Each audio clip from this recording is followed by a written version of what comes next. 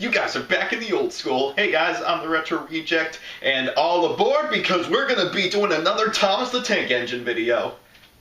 Wait a minute, Retro Reject. You have already done a cartoon synopsis on Thomas the Tank Engine. We don't want to see another Thomas the Tank Engine video. Why are you even doing another one? Well, reaction to me pretending to be the audience. It's the reason why I'm doing another Thomas the Tank Engine video is because I think some of you have noticed that a lot of my older videos probably don't hold up to the same standards as the videos I make now, because obviously when I first started out I was still trying to learn my bearings and I didn't know a lot of techniques that I do now. Now, especially when it comes to like reviews of certain things. Now, my Thomas the Tank Engine cartoon synopsis was not a bad video. I feel like I did go into a pretty good summary of the history of Thomas the Tank Engine, and as well as just sharing my own connections with the series. And the intro to that video was pretty funny in my opinion. The problem is that when I got into the actual synopsis of an episode of Thomas the Tank Engine, I just kind of rambled on and just tried to explain in my own best way what the episode was about and tried to understand what the moral of the story was, making a 5-minute episode seem like 10 minutes.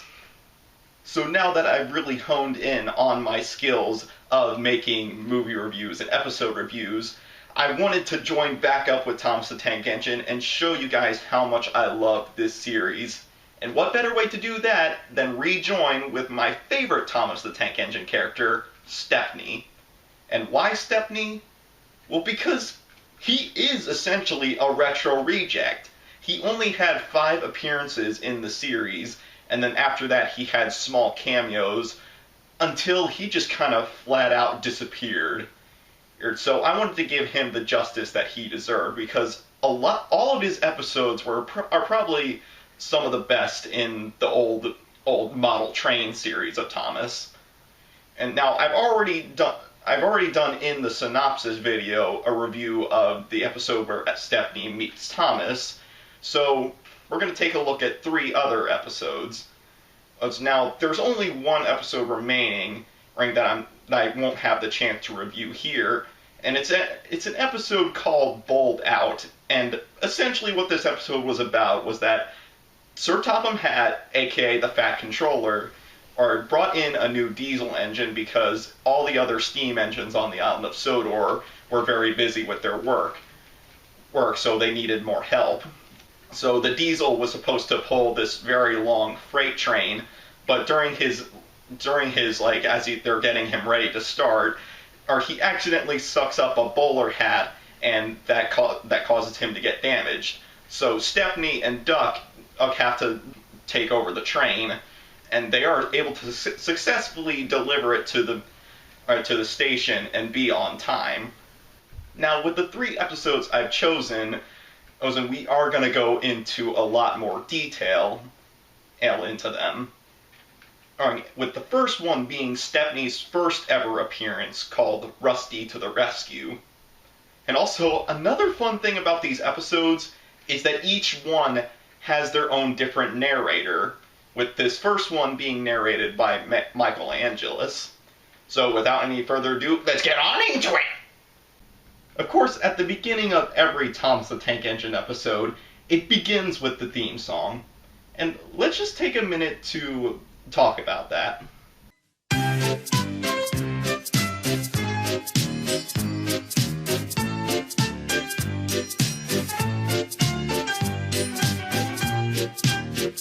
Other than the fact that it is probably the best theme song in history, it gives off the feeling that you are on a railway, right? The feeling of that you're chugging along with a train, right? And then seeing all the work bustling around you, hearing the sounds of the steam engines, like their whistles, their gears turning, the brakes, and different pistons, and everything that goes along with a train. Plus the fact that the camera is always placed in a position where realistically it is where you would be watching the trains. And then with this final scene, it almost appears that you're actually walking up to Thomas, getting ready to climb aboard his train and to go on this fun adventure. So this episode begins with Rusty driving around the Bluebell Railway, right, doing his jobs. And the reason why the railway is called that is because there are a lot of bluebell flowers around the area. And once Rusty stops at a station, Thomas passes by and notices that Rusty's driver looks pretty glum, or he mentions it to Rusty, right? Which causes him to try to find out what's going on. "Excuse me," said Rusty, "but is something wrong?" "Yes, indeed," replied the driver. "They need another engine to help run this special line." "A Bluebell engine," laughed Rusty. "Maybe I can find one." Later, Rusty saw Douglas and Percy. Rusty had an idea. "Can you help me find another engine?" So Rusty goes to talk with Douglas and Percy, which I think it's a pretty cool Easter egg because in the original book, it was Douglas and Percy talking to each other or about Stepney. But the thing is that this episode kind of changes things around and it kind of derails from the source material.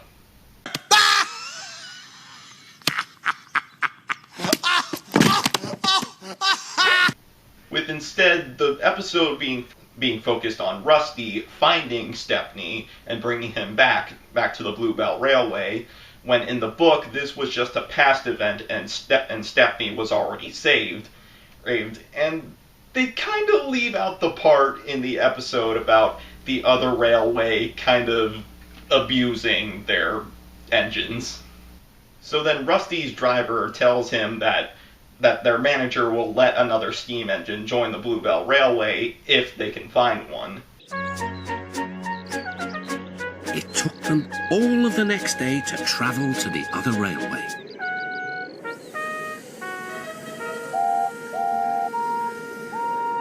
Darkness fell and the cold wind blew.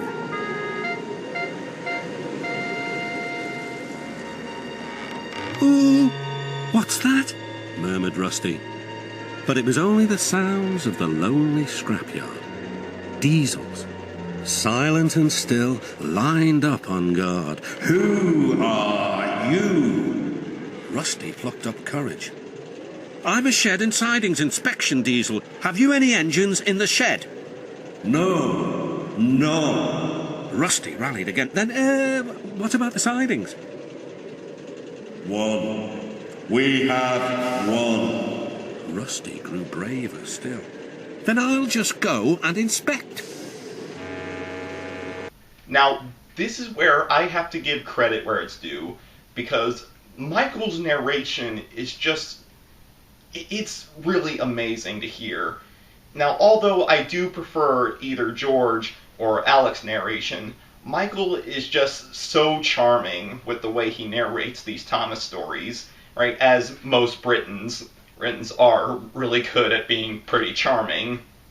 I mean, as evidence from like Wallace and Gromit, right? He just brings this atmosphere and this way that he is really just telling a story, right? Like to a small child, which I explained in the cartoon synopsis of Thomas, that it really markets back to how this whole series was created, because the Reverend W. Audrey was telling these stories to his sick child, so it just really kind of just markets back and hammers home the feeling that these are just stories. Plus the fact that he is the longest running narrator for the Thomas the Tank Engine series. It just makes it all the more special. And there are definitely a lot of episodes where I do prefer listening to Michael's narration. He will be missed. A small engine with a tall funnel stood sad and alone in the shadowy siding. His driver was huddled in the cab, keeping him company. Okay, I don't want to get too sidetracked with this, but if you really stop and think about this, How sad is this guy's life that he doesn't choose to go home or literally do anything else with his life? Instead, he chooses just to stay behind in this scrapyard or with his talking engine.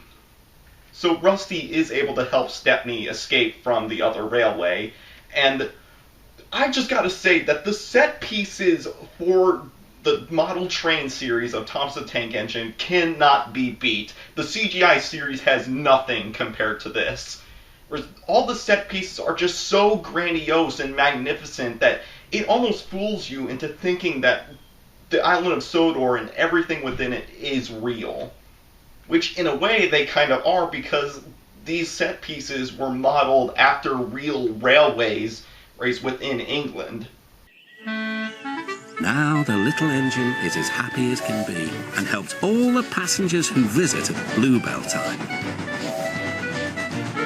His name is Stepney, but everyone calls him the Bluebell engine. Now, another reason why I like Stepney so much, and it's something that most of you probably don't know, well, at least anybody who's not a fan of Thomas the Tank Engine would probably not know it, but Stepney is actually based on a real-life engine who lives on a place called the Bluebell Railway in...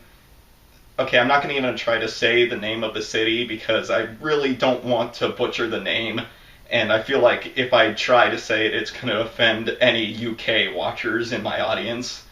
But it's just so amazing that he is a real engine that exists. Now, sadly, he isn't running because he has a lot of parts with him that need to be fixed, right? And it would just have to be a really major overhaul. But I seriously hope one day that I do get to visit the Bluebell Railway to see the real-life Stepney. And that not just Stepney, but every single engine within Thomas the Tank Engine are based on real trains that exist. And that the show got it right that there is nothing special about diesel engines. And it really sucks for me because since I live in the United States, there are no steam engines around. It's only diesel engines that are running on the railways around here. My only experience with a steam engine is at my local zoo, but even then that's a lie because that engine runs on a diesel engine! Ah! Now, the second episode is called A Train Stops to Play, which is narrated by George Carlin. Stepney the Bluebell engine was busy talking to the other engines. It was his first visit to their railway, and he was having a splendid time. "You are very lucky engines," he said. "Your line has got everything. It's long enough to give you a good run, and you have plenty of passengers. Then you have a quarry and a mine, so you need plenty of cars. Cars are fun. I missed them on our line." Percy was surprised. All the engines thought cars were trouble. "You're welcome to take some of mine," he said, "but you'd better ask driver first." Their drivers agreed, and the two engines set off. Wait a minute. You can just trade jobs there on the island? That doesn't seem right. And considering that Stepney is technically the guest here, you're basically just forcing work on him, Percy, just because you're lazy. Anyway, Stepney takes a couple of Percy's cars, Urson goes to do his job for him, and as they're going along the line, they pass by a cricket field. I'm talking about the sport, not the insect. Stepney and his driver had to wait at a signal. "Good," said his driver. "We can watch the game." Then there was trouble. The batsman hit the ball. It flew high into the sky toward Stepney's train. Clunk went the signal.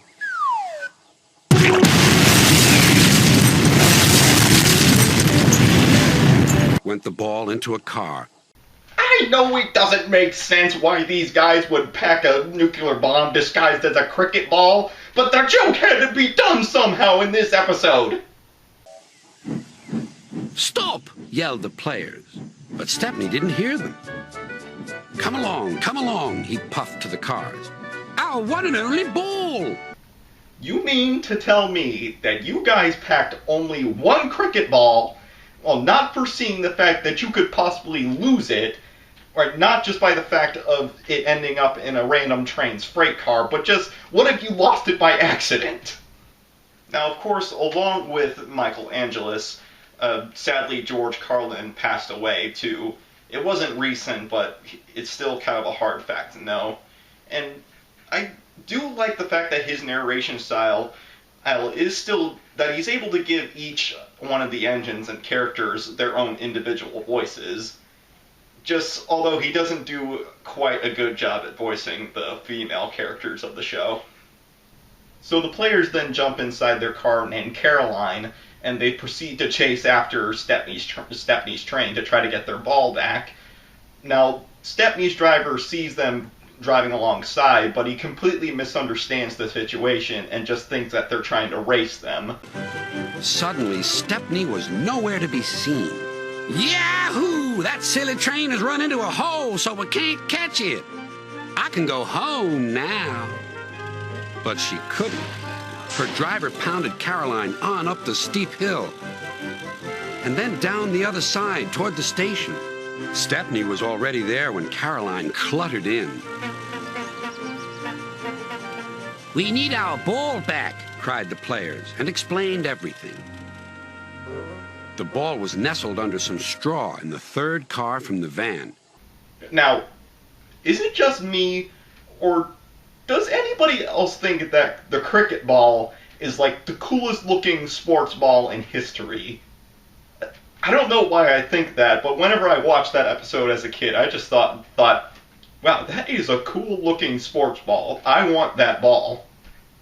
Unfortunately, the players didn't see the fact that they overheated Caroline's engine, and so that means they couldn't drive back to the playing field.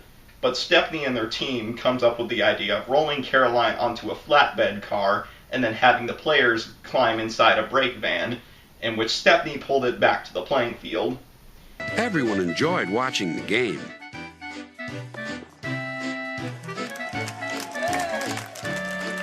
Even Caroline was pleased. She doesn't think trains silly now. They have their uses. They can save wear and tear on a poor car's wheels. Our final episode is narrated by Alec Baldwin, and this episode is called Stepney Gets Lost.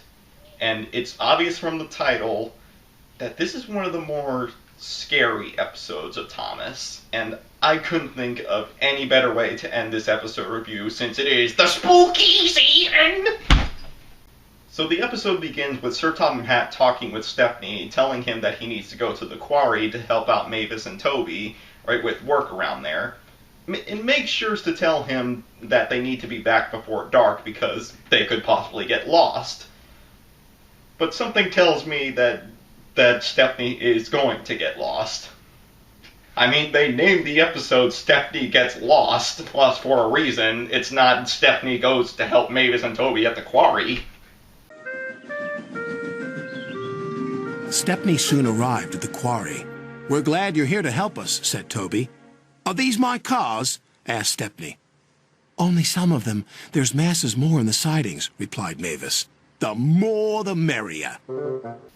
See, I'm not the only guy who has to voice female characters, and at least I do a decent job at voicing them, and also so did Alec. Then the foreman spoke to his driver. "We have a night special to take to the building site at the new branch line.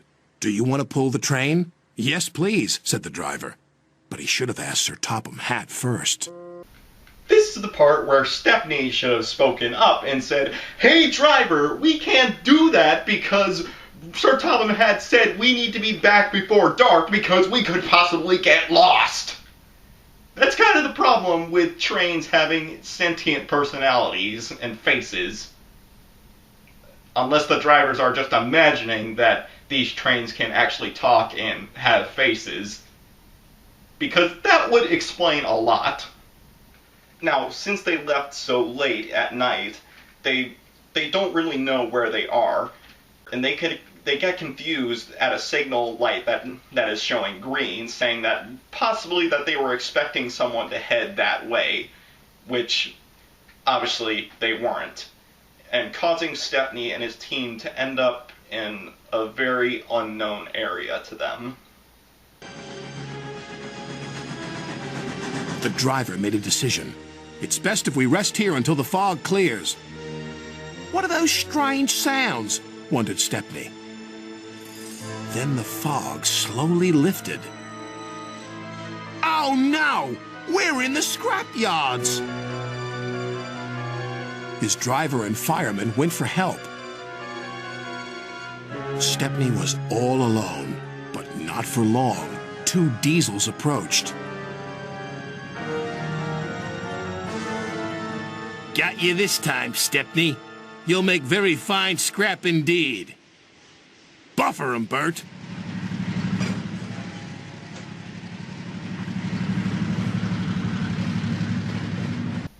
Now, this is where I think most people tend to forget why Thomas the Tank Engine is not just a kid's show.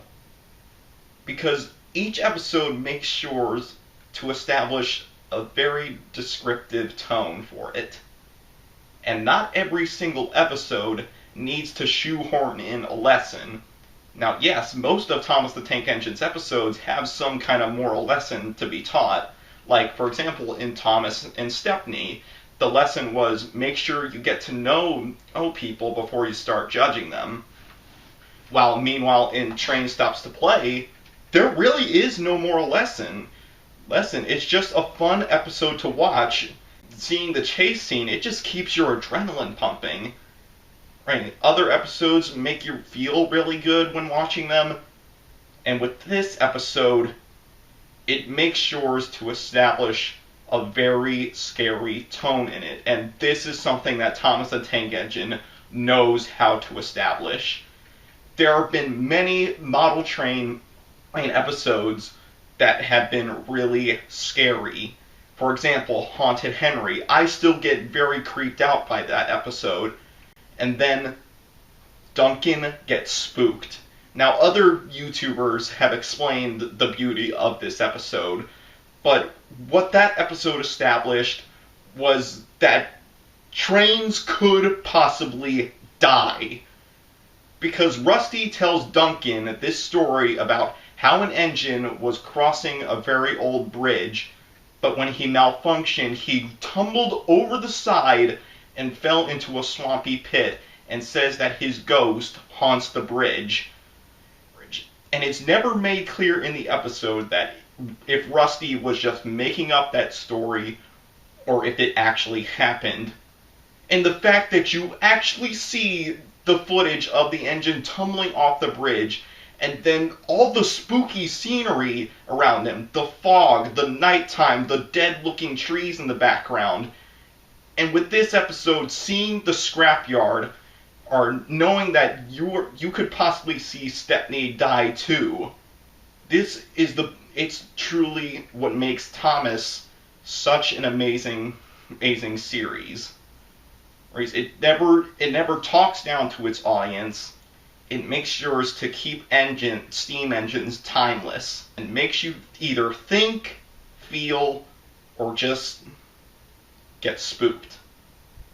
Now, with the scene that is about to come up, it's what I think makes me feel that Alec is the best narrator for Thomas the Tank Engine. And kind of why I have the feeling that there are some episodes where I do prefer Michael's narration, and then some episodes where I prefer George's narration, and then for the most part I prefer hearing Alec's narration. Because listen to now Alec's narration.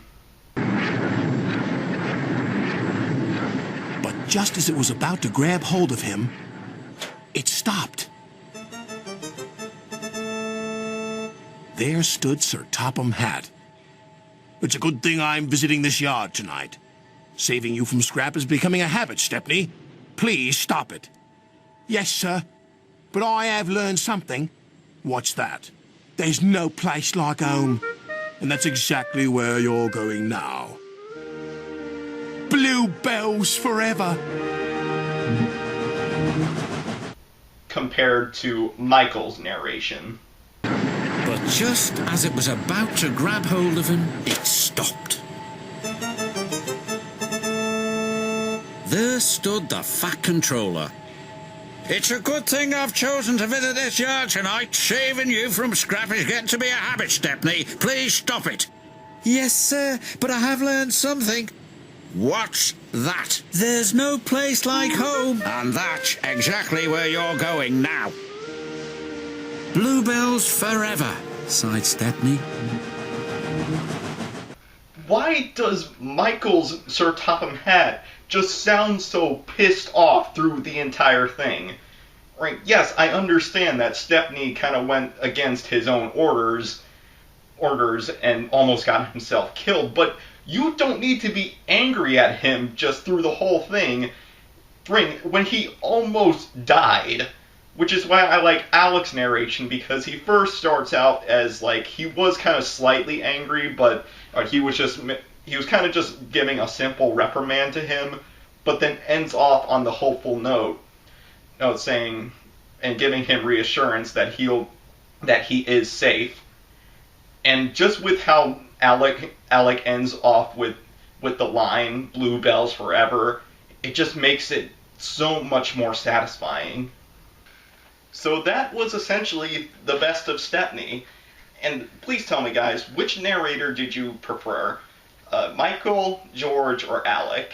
Now, for me, like I said, I can't really place which one as who is the best narrator, but if I did have to choose one, I would probably say Alec. And I really don't like how he is kind of considered underrated nowadays, because all he gets put in nowadays are really bad kiddie movies, and honestly, he's probably the best actor out of any one of the roles he gets put in.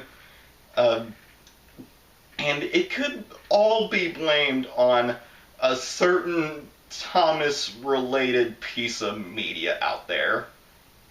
And hint, hint, wink, wink, you're going to have to stay tuned for next week. Wait for that review. Alright, but I hope you guys enjoyed the video. Don't forget to like, comment, subscribe, whatever the heck you want to do, and maybe hit that little bell icon to get notified when the old school is back in session. But until then, The old school is out!